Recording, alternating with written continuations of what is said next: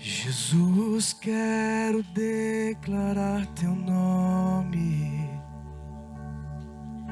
sobre toda mente e coração, pois sei que existe paz em tua presença. Clamo, Jesus.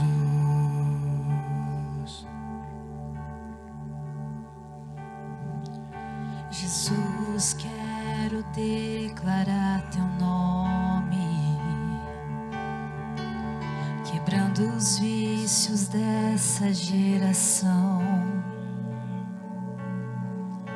Declaro que há esperança e liberdade. Clamo, Jesus.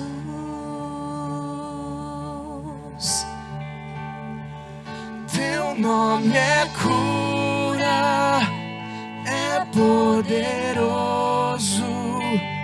Teu nome é vida.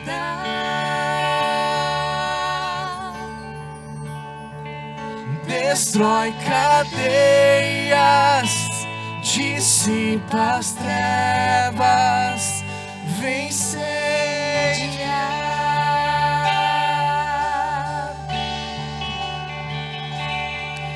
Jesus, quero declarar teu nome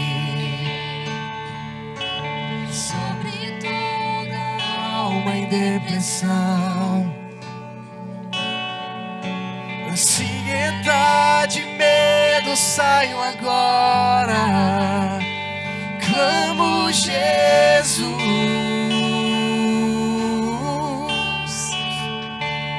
Teu nome é cura, é poderoso. Teu nome é vida. Declare isso, meu amado. Destrói cadeias, aleluia, dissipa as trevas, vem incendiar.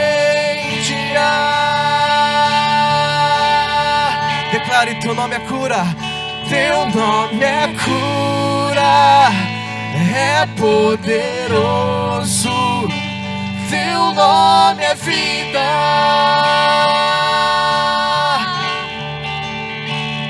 Destrói cadeias, dissipa as trevas, vem incendiar.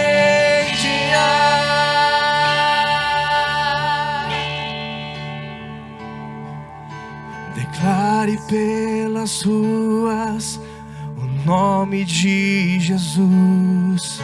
Sobre a escuridão Ele vai trazer a sua luz. Sobre sua família, clame o santo nome Jesus.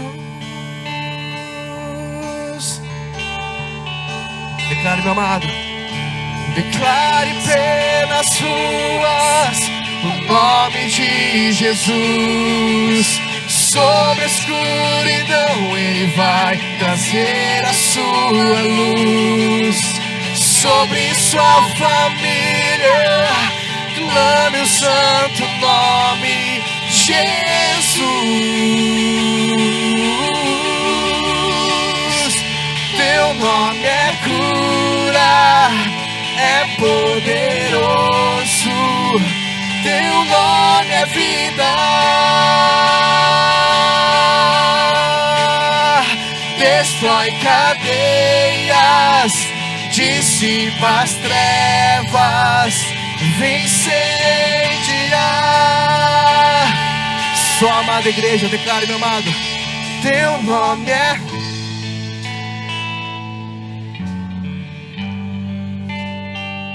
teu nome.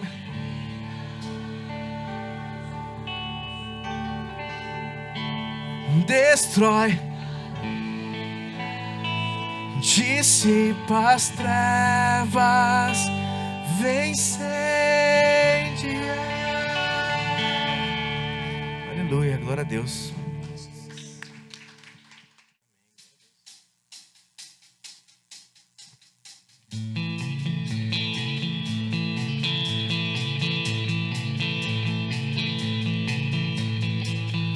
Castelo forte é o nosso Deus,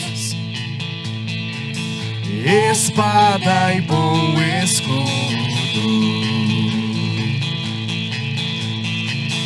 com seu poder defende os seus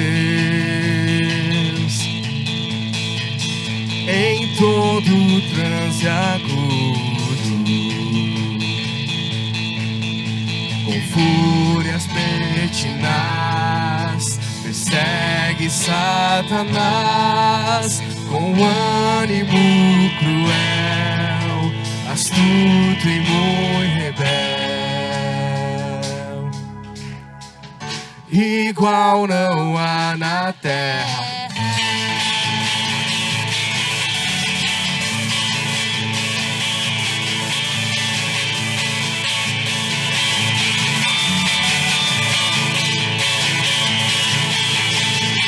A força do homem nada faz, sozinho está perdido.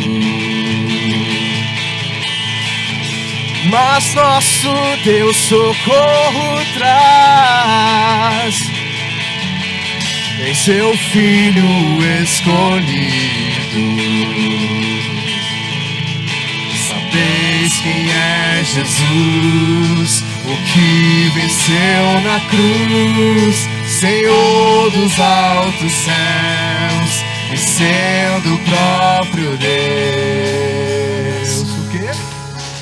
Triunfa na batalha.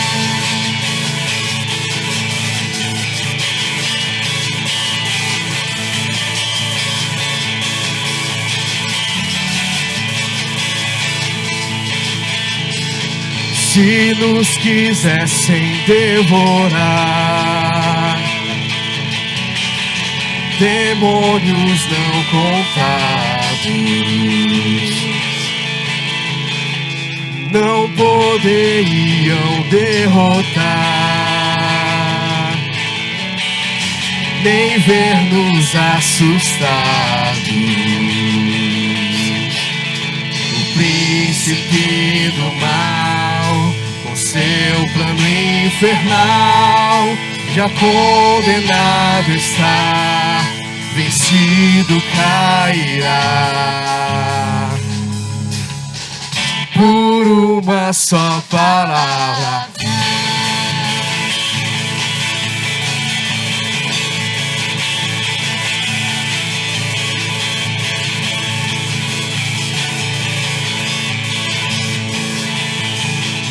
De Deus o verbo ficará, sabemos com certeza que nada nos assustará. Aleluia! Com Cristo por defesa, se temos que perder família, bens, poder, se tudo se acabar e a morte enfim chegar, com Ele reinaremos.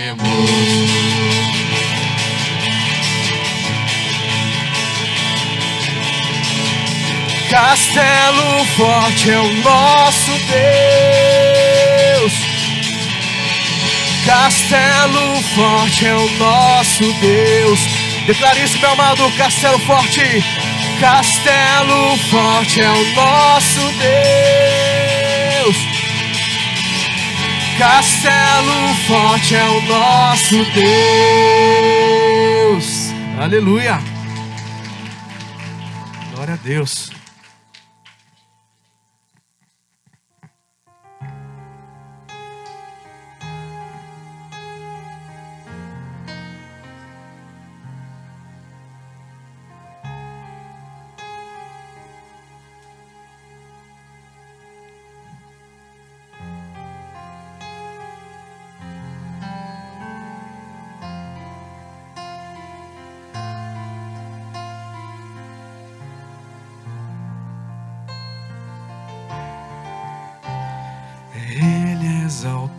o Rei exaltado nos céus. Eu louvarei, Ele exaltado, para sempre exaltado, seu nome louvarei.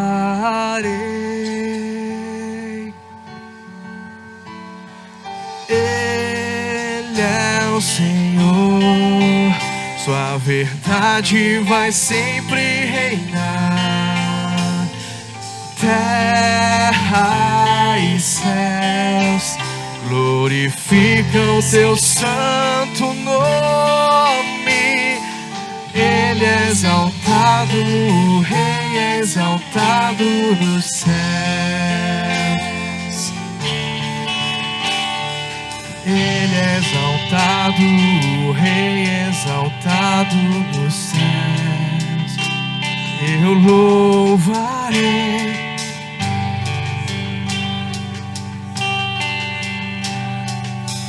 Declare, meu amado. Eu louvarei. Ele é o Senhor, sua verdade vai sempre reinar. Terra e céus glorificam seu santo nome. Ele é exaltado, o Rei é exaltado nos céus. Ele é o Senhor, sua verdade vai sempre reinar. Terra e céus glorificam seu santo nome. Ele é exaltado, o Rei é exaltado nos céus. Ele é exaltado, o Rei é exaltado nos céus. Ele é exaltado, o Rei é exaltado nos céus. Aleluia. Tu és santo, Jesus. Recebe o nosso louvor, recebe a nossa adoração nesse momento, Pai. Toque em cada coração aqui nessa noite, que cada pessoa possa sair daqui transformado e renovado pela Tua presença e pela Tua palavra, em nome de Jesus. Glórias a Ti, Pai.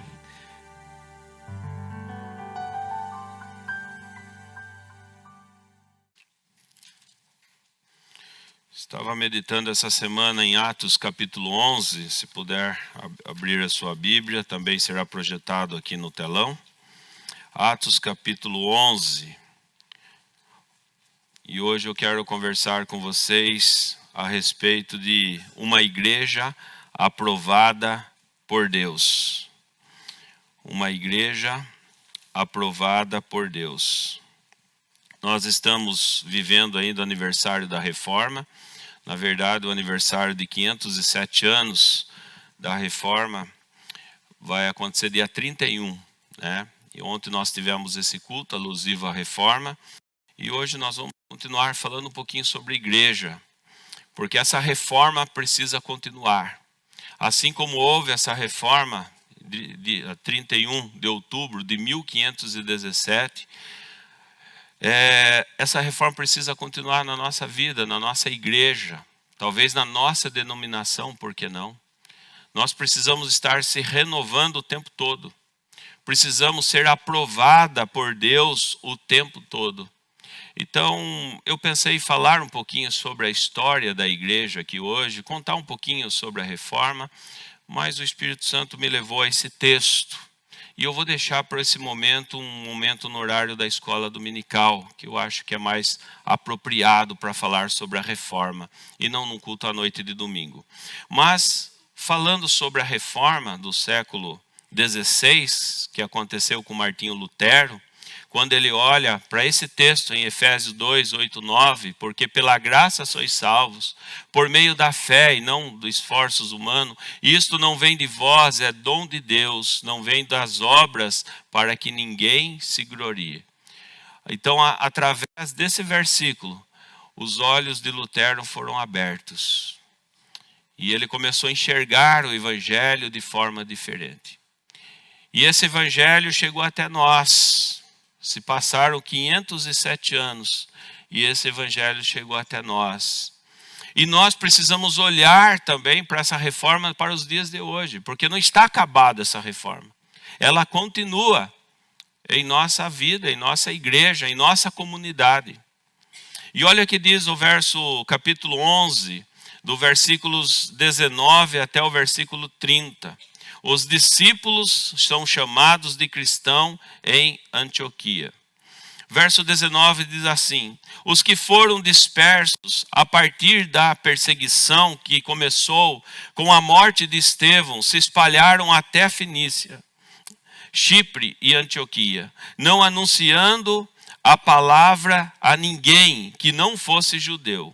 Verso 20. Alguns deles, porém, que eram de Chipre e de Cirene e que foram até Antioquia, falavam também aos gregos, anunciando-lhe o evangelho do Senhor Jesus. A mão do Senhor estava com eles, e muitos crendo se converteram ao Senhor.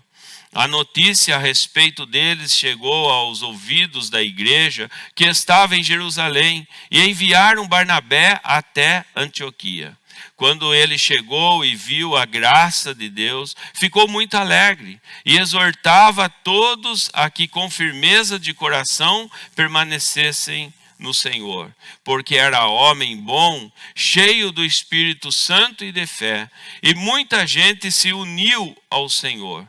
Depois Barnabé foi a Tarso à procura de Saulo, e quando o encontrou, levou-o para Antioquia, e durante 1 ano inteiro se reuniram naquela igreja e ensinaram numerosa multidão. Em Antioquia, os discípulos foram pela primeira vez chamados de cristãos.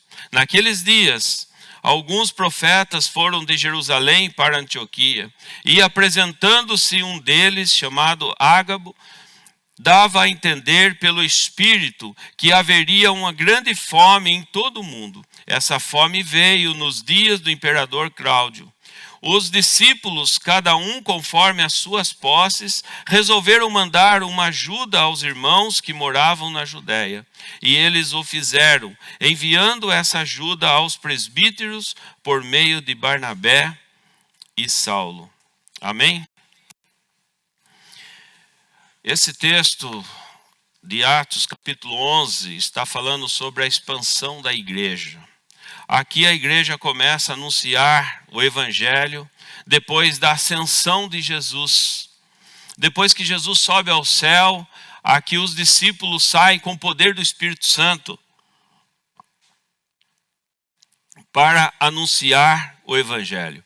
Então, Atos 11 narra evento significativo dessa expansão do cristianismo, incluindo a aceitação também dos gentios. Porque os gentios, aqueles que não pertenciam ao povo, ao judaísmo, o evangelho ainda não tinha chegado. E agora começa a chegar aos gregos, começa a chegar a outros povos. Então o contexto histórico aqui, após a ascensão de Jesus, os apóstolos começam a pregar o evangelho, principalmente entre os judeus e os não judeus. No entanto, a visão de Pedro, se você olhar um pouquinho para trás, a visão de Pedro em Atos capítulo 10, que o convence a acolher os gentios, marca uma mudança crucial na vida da igreja. Sabe, gente, às vezes nós queremos entender qual é a igreja perfeita. Qual é a melhor igreja para se, não frequentar, mas para se pertencer. Nós não frequentamos igreja, nós pertencemos a uma igreja. Somos um só corpo. E eu digo assim, não olhe para as placas da igreja. Olhe para, em Atos dos Apóstolos, para Jesus Cristo. Porque a igreja começa em Atos, nas atitudes dos apóstolos. E os apóstolos foram movidos pelo Espírito Santo para a pregação do Evangelho. Então aqui começa essa expansão. E a maior parte do capítulo aqui se passa em Judéia, região onde os primeiros cristãos se estabeleceram, Cesareia, onde Pedro teve a visão e onde Cornélio, o gentio convertido, reside, Antioquia, uma importante centro urbano comercial da Síria, onde os cristãos começaram a se espalhar, a comunidade gentil ganhou força. E Barnabé, aqui fala desse homem Barnabé, um companheiro de Paulo, mencionado como um líder na comunidade de Antioquia, ajudando a nutrir os novos crentes. Então, os principais temas aqui do capítulo 11 é a inclusão dos gentios, a ideia de que o evangelho é para todos, independente da origem, da etnia. Atos 11, portanto, destaca a transição da missão judaica para uma abordagem universal, enfatizando a expansão da igreja cristã. Então é olhar para Atos dos Apóstolos, porque os apóstolos foram perseguidos a partir do momento da ascensão de Jesus. Os apóstolos foram perseguidos de uma forma muito violenta. E aqui começa a se espalhar o evangelho. O próprio Jesus, vocês não vão ficar aqui em Jerusalém, mas vocês vão se espalhar para toda a terra. Quando veio o Espírito Santo soprou sobre a vida dos apóstolos. E aí o evangelho começou a se espalhar. E aqui nesse texto que nós lemos, nós podemos aprender com a igreja primitiva, que é esse modelo, o modelo de como a igreja deve ser. Nós vemos também erros, sucessos aqui. Tinha pessoas perfeitas? Lógico que não, né? Nós vemos aqui Ananias e Safira, 2 mentirosos dentro da igreja, em Atos capítulo 5. Mas aqui são colocados de forma muito clara em Atos, né? Esse texto é uma parte da história do crescimento da igreja. E em primeiro lugar que eu queria destacar com vocês, o que Deus colocou em meu coração, é uma igreja aprovada por Deus, é uma igreja que olha os problemas com oportunidades de crescimento. Que nós possamos olhar, sim, não só os problemas familiares, pessoais, mas olhar também os problemas internos da igreja. E olhar isso como crescimento. Olha só o verso 19 e 20. Vamos ler de novo. Os seguidores de Jesus foram espalhados pela perseguição que havia começado com a morte de Estevão. Quem era Estevão? Um diácono. Um diácono cheio do Espírito Santo, diz lá em Atos capítulo 6. Foi o primeiro mártir que foi morto por causa de Jesus Cristo. E esse homem era cheio do Espírito Santo, diz a palavra de Deus. E ele foi morto. E por causa da morte de Estevão, os cristãos se dispersaram. Olha só, através dos momentos difíceis, através dos piores momentos da nossa vida, é o momento onde nós mais buscamos a Deus. A igreja primitiva buscou aqui essa oportunidade de pregar o evangelho no momento da perseguição. Às vezes Deus dá uma chacoalhada na igreja. Às vezes a gente não entende o porquê algo está acontecendo, mas porque Deus está querendo dispersar. Dispersar não a igreja, mas sim no sentido de pregar o evangelho. E é nos momentos difíceis que nós sentimos o poder de Deus. Então olha só, os seguidores de Jesus foram espalhados pela perseguição que havia começado com a morte de Estevão. Alguns foram até a região da Fenícia, a ilha de Chipre e a cidade de Antioquia, e anunciavam a palavra de Deus somente aos judeus. Agora veja o verso 20. Mas outros que eram de Chipre e da cidade de Cirene foram até Antioquia e falaram também aos não-judeus, anunciando a eles a boa notícia a respeito do Senhor Jesus. Aleluia. Então foi espalhado o evangelho no momento da perseguição, trazendo isso para a nossa vida, para a nossa igreja. Você sabe que a igreja primitiva ela se acaba no 3º século. 300 anos depois de Cristo. Quase no finalzinho do 3º século. Entrando para o 4º século. Imperador Constantino se converte. Depois vocês olham a história lá. ele se converte e ele traz um certo conforto para a igreja. Porque até então, começou em Atos dos Apóstolos, logo depois da ressurreição de Cristo, começou a igreja primitiva. E a igreja primitiva caminhou até o 4º século. Mas no 4º século, o imperador Constantino, todos perseguiam a igreja, mas Constantino não. Ele se misturou com a igreja. Ele também diz que era cristão. E ali ele traz todo um certo conforto para a igreja. Ali ele diz para os cristãos: vocês não vão mais ser colocados na arena, no Coliseu. Vocês não serão mais assassinados. Porque agora eu sou imperador e agora vocês estão comigo. Se fosse nos dias de hoje, Constantino já construiu um templo com ar-condicionado, com um banquinho todo confortado. E a igreja para de ser perseguida com o imperador Constantino, no século IV. E aí começa a igreja católica. Católico quer dizer universal. Apostólico vem dos apóstolos e Roma vem de Constantino. Constantino traz a cultura romana para dentro da igreja com todas as culturas dos bárbaros e tantas coisas. E no século IV começa a igreja católica apostólica romana. E ali muitos cristãos começaram a sentir uma certa diferença. Por quê? Acabou a perseguição. Agora eles têm uma vida confortável. Agora eles podem fazer o seu culto. Agora eles podem cruzar o braço, podem ficar confortável, podem fazer o que nós estamos fazendo aqui, nesse país laico e confortado, sem perseguição nenhuma. E a igreja começou a morrer sem essa perseguição. Porque aqui nós lemos no comecinho que a igreja, quanto mais a igreja era perseguida, mais cristãos morriam, mais eram perseguidos, mais a igreja crescia. Crescia porque se espalhava, os cristãos precisavam fazer culto nas casas, precisavam ter comunhão nas casas de porta fechada, corria por uma cidade, corria por outra cidade, e enquanto estava percorrendo as cidades, estavam pregando o evangelho. E trazendo depois, de 300 anos depois, a igreja vive esse conforto.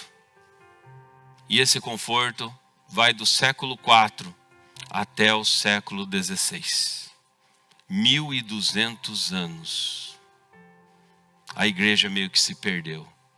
Tanto é que muitos mosteiros foram construídos na época porque as pessoas precisavam se retirar para buscar essa santidade que eles não estavam conseguindo encontrar dentro da igreja.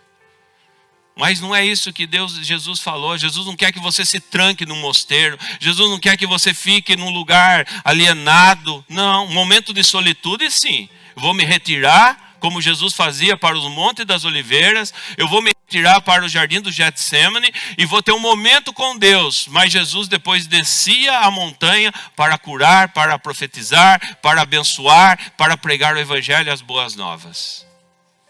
E não ficasse retirado o tempo todo. Então aqui começa o conforto. A igreja deixa de ser perseguida. Sabe, eu não estou aqui desejando que sejamos perseguidos. Eu não quero que um dia feche aquela porta e não podemos mais abrir a nossa Bíblia aqui como nós estamos fazendo, louvando a Deus. Mas eu confesso para vocês, se a gente tivesse reunido agora no meio do mato, escondido, na casa de alguém de porta fechada, tem que deixar os diáconos não olhando o carro, mas olhando se vem algum soldado ou alguém de perseguição, eu acho que o culto era outro. Eu acho que a gente daria mais valor para a palavra de Deus. E não são todos que iriam permanecer diante dessa perseguição. Nós vamos cantar daqui a pouco o pendão real, essa bandeira que nós erguemos, a bandeira do evangelho, sofrendo e se for preciso morrer até o fim pelo evangelho. Aí eu pergunto, será que nós estamos prontos? Porque a igreja primitiva estava pronta. A igreja apanhava e era espalhada, mas elas não ficavam numa caverna, não ficavam escondido, mas por onde essa igreja pisava os seus pés, o evangelho era pregado, o poder de Deus era pregado, as boas novas era pregado. Então aqui fica uma dica para mim e para você, para que nós possamos pregar o evangelho independente das circunstâncias da nossa vida. Eu vou começar a ir para a igreja quando melhorar a minha vida. Vou começar para a igreja quando eu comprar um carro. Já vi pessoas falando assim. Eu vou começar a ir para a igreja quando a minha saúde melhorar. Eu vou começar a ir para a igreja, eu vou começar a servir a Deus, o reino de Deus, quando as coisas começarem, ou quando os meus filhos estiverem bem. Não deixa para amanhã. A igreja primitiva usava todo o fôlego que tinha, o resto do fôlego que tinha, o restante que tinha, o pouquinho que tinha, para dar o grito de vitória do nosso Senhor Jesus Cristo. Liberdade, como foi orado agora há pouco. Não deixa para amanhã. Eu perdi um amigo essa semana. Acidente de caminhão. Ele levantou quarta-feira cedo para ir trabalhar. Quarta cedo. 2h05 da tarde aconteceu o acidente. Quinta-feira estavam velando ele. E o enterro foi sexta-feira de manhã. O que é nossa vida, gente? Eu fico pensando o que é nossa vida. Se a gente morrer agora, amanhã da noite você está no cemitério, acabou. É muito estúpido, é muito brusco, sabe? Você faz planos, você está ali com a sua família, daqui a pouco você não está mais. Então vamos aproveitar a vida da melhor maneira possível, mas buscando o reino de Deus em primeiro lugar. E por onde você passar, deixa o perfume de Cristo, igreja. Vamos pregar o evangelho. Eu não sei qual é a situação da sua vida, eu não sei como está a sua vida financeira. Eu não sei como está, mas conserte o teu casamento hoje, conserte o seu relacionamento com os filhos hoje, conserte a sua vida no altar hoje e comece a gritar esse grito da liberdade que é o evangelho das boas novas. Não deixa para amanhã. Vocês viram um pregador ontem aqui? Pastor Edson Lira, Fernando Lira. Ele dizendo aqui, nós temos 30, 40 anos de escola dominical. Você está preparado sim para pregar o evangelho. Esse povo aqui da igreja primitiva, em Atos dos Apóstolos, eles não tinham essa teologia sistemática. Ontem terminou o culto, uma pessoa falou para mim: pastor, eu quero discipular uma amiga e eu não sei como chegar. Eu falei: chega de forma mais natural possível. Medite na palavra de Deus, medite no evangelho e transmite o evangelho de forma mais natural possível. É bom aprender, fazer um curso, amém, curso de discipulado, discipular pessoas, mas o maior curso que tem é a prática. Esse povo aqui, você vê um povo simples, um povo da Judéia, mas o povo tinha convicção da sua filiação, tinha convicção que era filho de Deus. E pregava o evangelho com ousadia. Um evangelismo contextualizado, realizado por pessoas altruístas. Pessoas dedicadas, pessoas preocupadas com os outros, pessoas que pensavam positivas, pessoas que têm a capacidade de olhar além dos problemas. Isso chama-se visão. Visão que Deus usa a nossa vida. Você não precisa sair para as praças gritando sobre Jesus. Se Deus colocar no teu coração, faça isso. Mas você pode ser esse perfume de Cristo por onde você andar. Por onde você andar. Deus vai trazer pessoas, Deus vai lhe dar essa oportunidade. Então vamos olhar para a igreja primitiva. Sabe, os dispersos aqui foram anunciados por toda parte do evangelho. Os de Chipre, de Cirene, diz a palavra de Deus, falavam para os gregos, anunciavam Jesus aos gregos.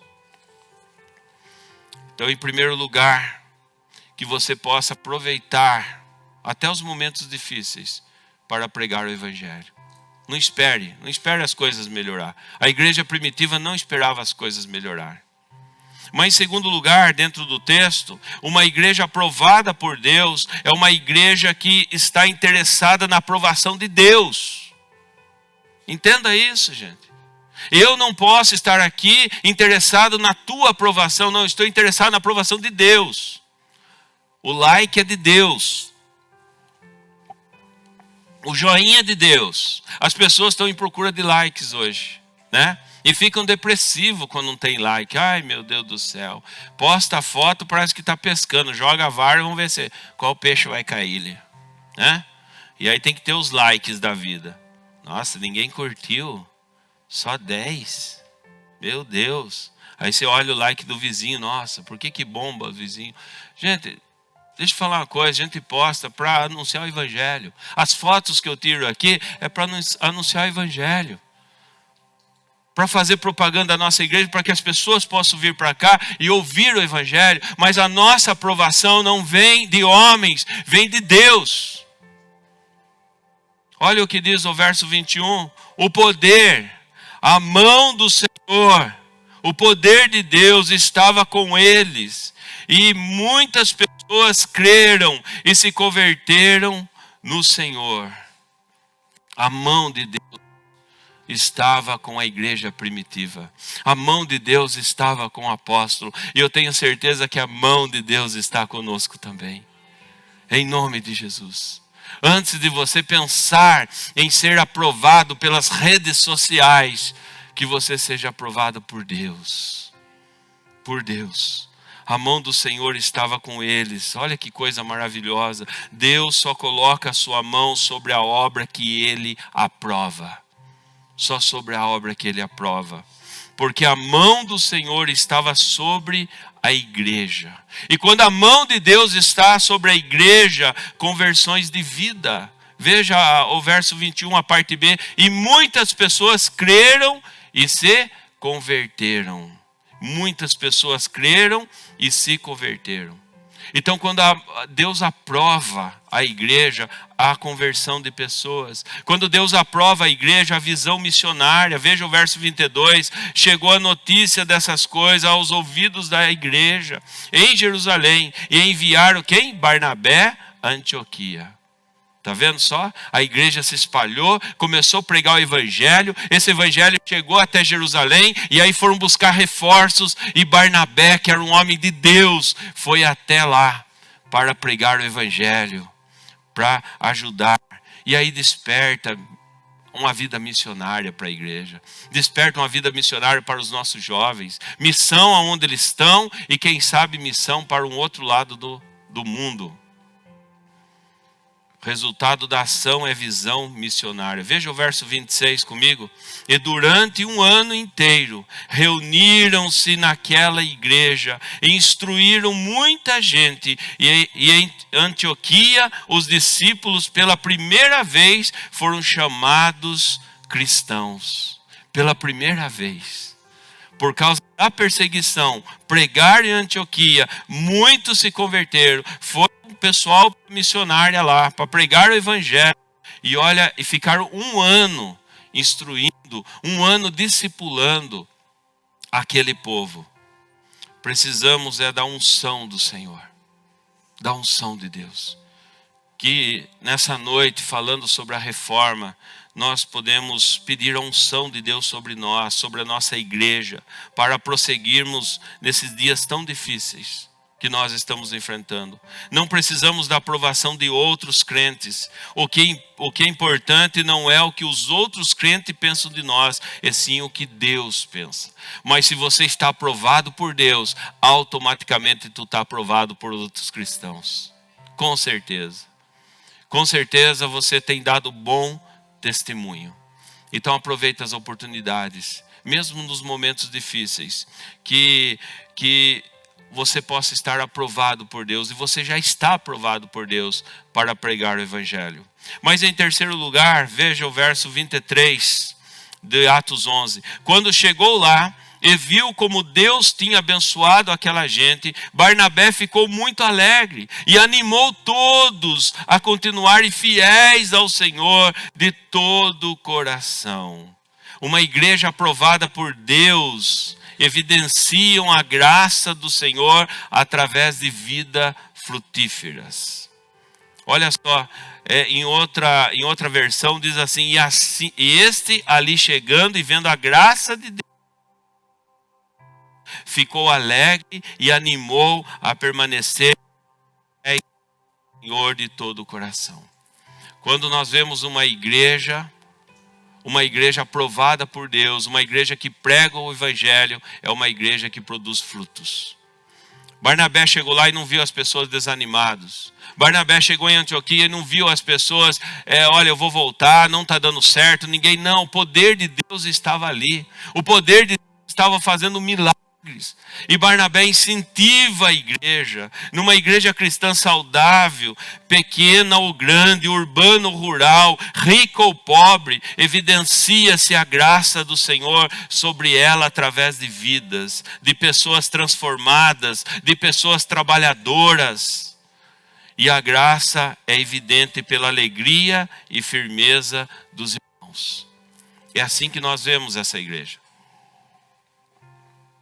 As pessoas falam para mim, pastor, a igreja do Gramadão é animada, né? A igreja do Gramadão é feliz, é uma igreja que, nossa, o Senhor faz assim, eles chegam junto mesmo. Eu falei, isso, ó, tem que comer 1 quilo de sal com nós, né? É brincadeira, gente. É assim mesmo. Essa igreja recebe muito bem, acolhe muito bem. É uma igreja animada, uma igreja feliz. Isso contagia as pessoas.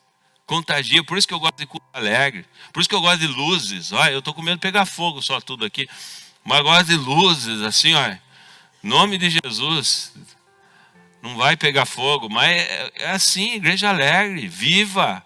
Não uma igreja também bagunçada, sem hora para terminar, sem uma liturgia apropriada, mas, sabe, uma igreja que adora a Deus em espírito e em verdade, uma igreja alegre. E quando Barnabé chega lá, ele vê essa igreja se alegrando no Senhor, ele vê frutos.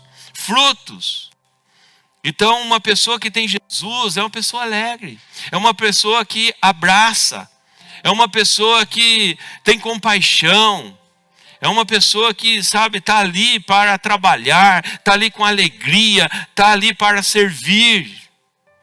Mas existe igreja que quando olhamos apenas vemos coisas ou picuinhas. Está assim de igreja, está assim de pastor. Conversando uma vez com um pastor, amigo meu, eu falei, e aí, como é que está a igreja? Eu falei, como é que está? Ganhei um diabetes, problema no coração, de nervo, de tanta picuinha dentro da igreja. É uma igreja que não é alegre. Uma igreja que não prega o evangelho. Uma igreja que aprendeu a ser igreja em 4 paredes. E não é assim que nós vemos na reforma. Não é assim que nós vemos na igreja primitiva. Mas uma igreja alegre. Olha só o que diz. Atos 2. Leia comigo Atos 2. Como viviam os convertidos daquela época. Atos 2, 42 a 47. E perseveravam na doutrina dos apóstolos, na comunhão, no partir do pão e nas orações. Aleluia. Gente, sabe, esse partir do pão nas casas, na célula, nos PGs, esse partir do pão na reunião de terça-feira, é maravilhoso. Isso é bom demais, e é o que a igreja fazia. Em cada alma havia temor, e muitos prodígios e sinais, milagres, eram feitos por intermédio dos apóstolos. Todos os que creram estavam juntos, e tinham tudo em comum. Vendiam até as suas propriedades e bens, distribuindo o produto entre todos, à medida que alguém tinha necessidade. Diariamente perseveravam unânimes no templo, partiam pão de casa em casa, e tomava as suas refeições com alegria e singeleza de coração, com simplicidade. Uma igreja simples, uma igreja alegre, e o povo vinha. Porque eles sentiam que o povo não estava, aquela igreja não estava interessada no dinheiro do povo, nos bens materiais, mas estava interessada na conversão, de uma vida feliz, de uma vida salva, de uma vida esperançosa. Então queremos ver a graça de Deus em nossa igreja através da nossa vida. A começar pela vida do pastor. Porque tem um monte de pastor também pregando sobre essa graça, mas não vive. Está assim de pastor pregando sobre tem que abraçar, irmão, mas não abraça ninguém. Está assim de pastor falando, olha, tem que sorrir, mas não sorri. Tem que estar junto. Começar com a liderança da igreja. Começar com os oficiais da igreja. Vai se espalhando, vai contagiando. Você não precisa fazer tudo sozinho. Cada um tem um dom, as igrejas têm o seu departamento, mas ensinar a trabalhar com alegria. Alegria, porque o trabalho com Deus e de Deus não é vão. Não é vão, diz o apóstolo Paulo. Então que nós possamos trabalhar com alegria. Que essa vida espiritual possa ser contagiante. O verso 24 diz assim: Barnabé era um homem bom, cheio do Espírito Santo e de fé, e muitos se converteram ao Senhor. Se tivesse falado aqui, Barnabé servia a Deus sim, mas era um homem triste, era um homem chato, era um ranzinza, ninguém gostava de ficar perto dele. Você acha que as pessoas vinham? Não vinham. Gente, por isso que eu digo, nós ganhamos as pessoas primeiramente para nós. Para que o Espírito Santo toque na vida dessa pessoa, ela precisa enxergar Jesus em você. Ela precisa. E nós precisamos ser transformados dia a dia. Olha só que palavra linda. Aqui está falando algumas características de Barnabé. Verso 24. Barnabé era um homem bom, um homem cheio do Espírito Santo e de fé contagiante. Contagiava o povo, e o povo vinha: eu quero seguir esse homem, eu estou me sentindo bem, é um homem de Deus, é um homem íntegro, bem, um homem bom, um homem cheio de Deus. Diz no texto, o verso 23, que ele exortava o povo a permanecer no Senhor. Exortava o povo a permanecer no Senhor. Ele era um homem com autoridade, e a autoridade é formada por duas bases. Duas bases na nossa vida. Primeiro, unção de Deus. Sem unção de Deus não tem autoridade. E segundo lugar, o caráter. Porque quem tem a unção de Deus tem caráter.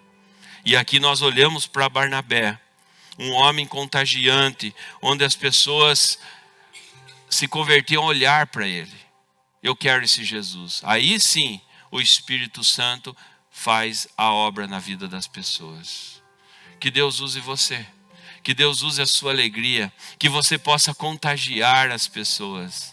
Por onde você andar. Que você seja uma pessoa legal. Não é ser tonto dos outros, tá? Ninguém está falando isso. Mas ser uma pessoa agradável. Eu sou um pouco chato, confesso. No meu trabalho não é fácil, não. Mas melhorei bastante depois que eu conheci vocês. De verdade, amém? Então vamos caminhar junto dessa forma, tá? Vamos saber falar para as pessoas do melhor jeito possível. E para encerrar, eu quero ler com vocês o verso 29 e 30. Olha só. Então os cristãos resolveram mandar ajuda aos irmãos que moravam na região da Judéia. E cada um deu de acordo com o que tinha. E mandaram dinheiro por meio e Saulo, para que eles o entregassem aos presbíteros da igreja. Eu vejo aqui uma igreja aprovada por Deus, é uma igreja que contribui financeiramente para a expansão do reino. Buscar em primeiro o reino de Deus é não estar apegado ao bem material. E essa igreja não estava apegada ao bem material. Ninguém está pedindo para você dar carro para a igreja, terreno, a não ser que você tenha sobrando, queira ou sinta no coração. Mas não se pegue. Você vê que eles distribuíam os seus bens e repartiam com aqueles que tinham necessidade, porque eles esperavam a volta de Jesus de forma urgente.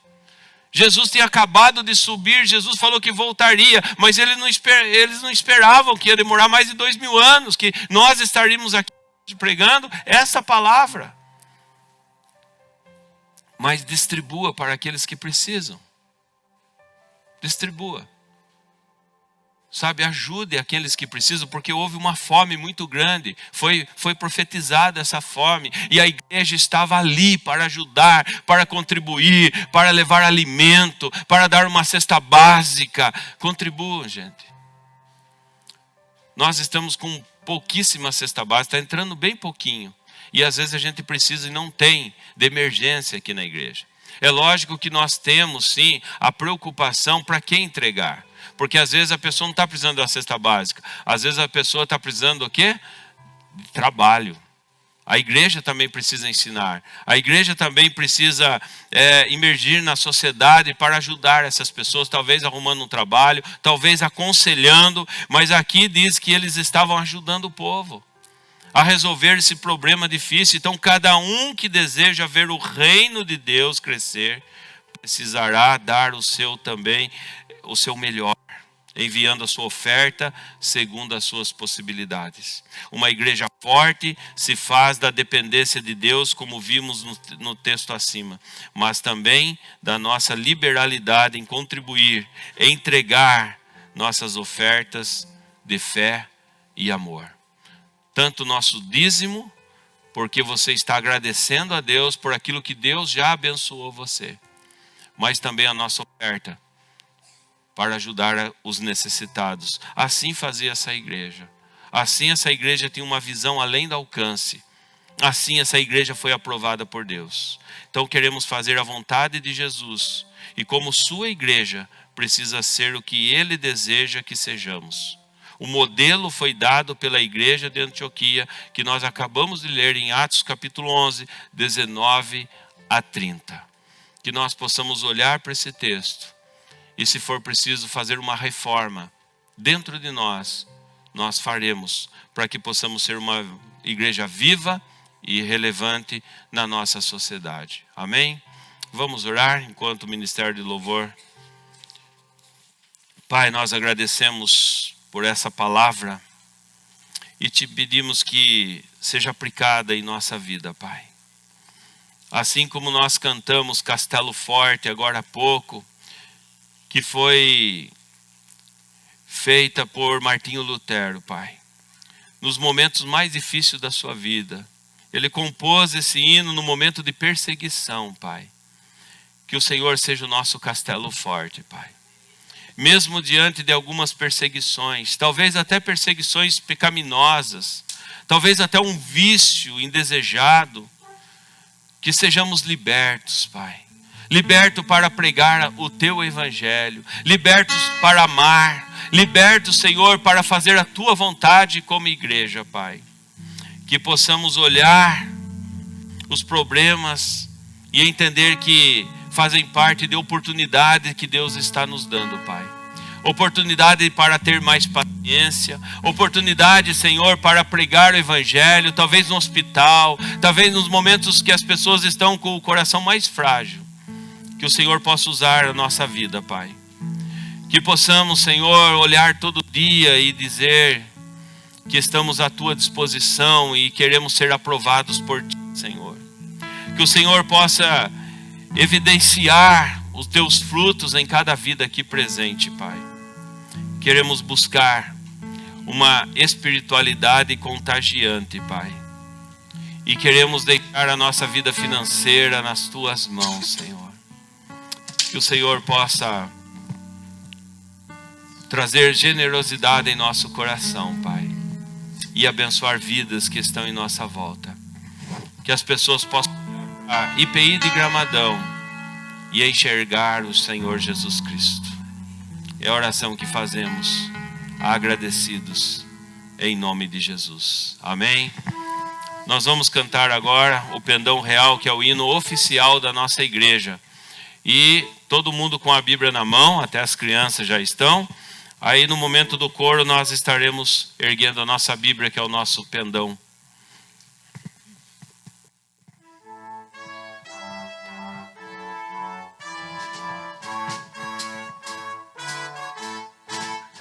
Um pendão real vos entregou ao rei, a vós soldados seus.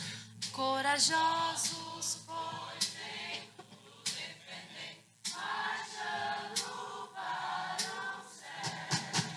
Com valor, sem temor, por Cristo prontos a sofrer.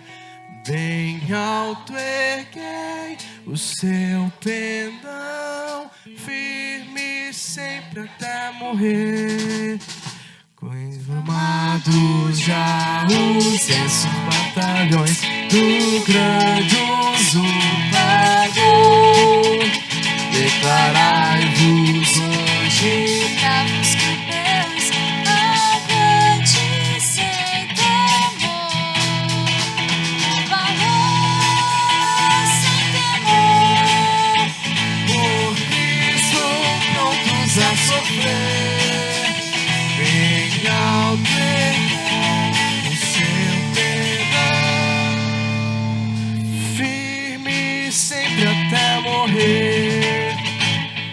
receio sente no seu coração e fraco se mostrar, não receberá o eterno galardão que Cristo tem pra dar.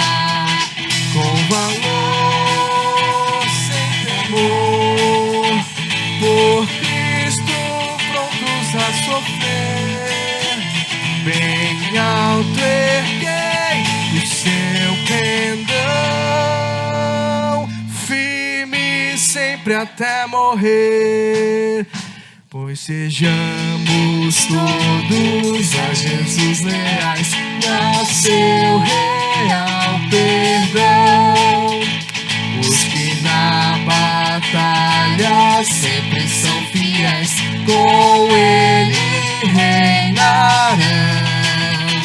Com valor, sem temor, por Cristo prontos a sofrer, bem alto erguei o seu pendão, firme sempre até morrer. Amém.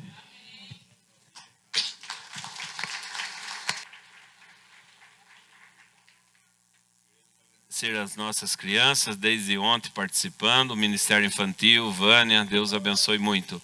Vamos orar, vamos encerrar esse culto, colocar uma vírgula, que Deus continue abençoando você nessa semana, guardando a sua vida, que você tenha uma semana abençoadíssima. Pastor Juliano, vem cá, vem orar por nós. Nós estaremos orando pelos pedidos de oração e estarei levando esses pedidos então na minha casa e vamos passar a relação no decorrer da semana nas atividades da igreja. Então vamos orar em prol desses pedidos, vamos orar também pelos nossos enfermos, né? Nós temos algumas pessoas que estão se recuperando da cirurgia, como a Suzy, fez cirurgia e está em recuperação. Também a nossa irmã Marta, agradecemos, né, está aqui, fez cirurgia no olho, mas já está bem. Diz que está enxergando, gente, olha, está enxergando uma beleza. Até a Bíblia está lendo sem óculos, né, dona Marta? Que Deus abençoe, viu? Deus abençoe muito. E agora dinheiro, olha, não passa mais agora, né, amor? Aquela moedinha que fica ali, agora a Marta enxerga tudo, né, Marta? Deus abençoe, Marta. Deus continue, né, na recuperação. Nós temos aqui também, deixa eu ver se tem mais alguém. Eu acho que os nossos enfermos, né, e os pedidos que estão aqui. Então o pastor Juliano estará nos abençoando. Estaremos orando então pelos pedidos de oração.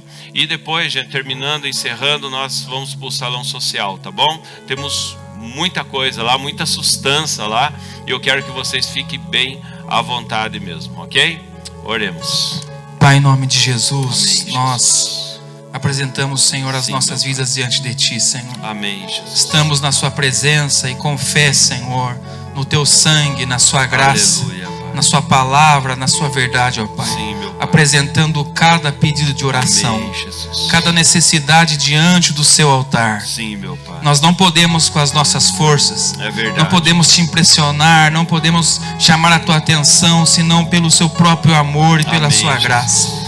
Visite agora, Senhor, cada necessidade, se for espiritual, material, familiar, emocional, Sim, meu financeira, ministérios, ó Aleluia, Deus. Senhor Jesus. Que a Tua poderosa mão, Senhor, como foi pregado aqui nessa noite, Sim, meu Pai. seja sobre cada vida, Senhor. Amém, Jesus. Causas que para o homem são impossíveis, Sim, Senhor mas Jesus. para o Senhor todas são possíveis. Amém. Se o Senhor fizer, Tu és Deus. Se não fizer, meu Pai. continua sendo Deus da nossa Aleluia. vida, o Deus da nossa salvação. Glória a Deus. Mas entregamos diante de Ti nessa noite e cremos na transformação do natural em sobrenatural, Senhor. Glória. Que essa semana seja uma semana de respostas de Deus, uma semana de bênçãos das mais seletas, Aleluia. de livramentos, de Glória a milagres, de graça nas coisas grandes e Sim, pequenas, no abrir e fechar dos olhos, aonde passarmos, a Tua mão acompanha a Tua igreja nessa noite. Aleluia. E que possamos ser essa igreja a igreja dos sinais de Deus, a igreja da palavra, a igreja da graça, a igreja do amor, a igreja da justiça. Pai, visita os que estão em casa agora enfermos, idosos, acamados desta igreja. Aleluia. Os nossos irmãos e irmãs, ó Pai, que estão passando por esse processo difícil. Que a tua paz, a tua graça visite cada idoso ali naquele lar. Que o Senhor seja esse leito que abraça, esse leito que acalma, esse leito que traz alegria e paz nesse momento tão difícil. Abençoe cada trabalhador dessa igreja, Senhor. Que amanhã começará mais uma semana. Cada mãe, cada criança nas escolas, jovens nas faculdades, no trabalho, nos livre de todo mal, nos livre do tentador, Senhor, nos livre do homem mau e nos ajuda a permanecer com esse fogo aceso em nossos corações. Que a tua bênção seja derramada poderosamente, Senhor, sobre os trabalhos durante a semana. Que o Espírito Santo continue falando nas nossas vidas, usando o pastor Gerson, Senhor, por onde ele passar, guardando a viagem para a volta com a Joelma, sua família, seus filhos. Retribui, Senhor, com a bênção, o trabalho, o esforço do teu servo, o conselho dessa igreja, os obreiros, ó Pai. Nós somos gratos porque podemos dizer que até aqui o Senhor tem sustentado a nossa vida. E que essa reforma continue no nosso coração. É a oração do teu povo, da tua igreja, dos teus filhos, Senhor, na pessoa e no nome de Jesus, o nosso Senhor. Vamos aplaudir bem forte a Ele. Aleluia. Que a graça do nosso Senhor Jesus Cristo, o amor de Deus Pai, e a comunhão e o abraço e o consolo do Espírito Santo seja com todos vós, hoje e para todos sempre. Amém e amém. Vão com Deus, que a alegria do Senhor seja a nossa força. Aleluia.